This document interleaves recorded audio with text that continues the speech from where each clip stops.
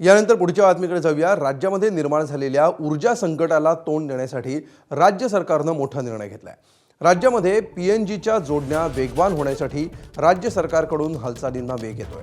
City gas distribution pipeline टाकण्यासाठी विविध महापालिका, नगरपालिका आणि सार्वजनिक बांधकाम विभाग, जलसंपदा विभाग आणि अन्य प्राधिकरणांकडे प्रलंबित असलेल्या परवानग्या मंजूर समजाव्यात असा उल्लेख परिपत्रकात करण्यात आला आहे।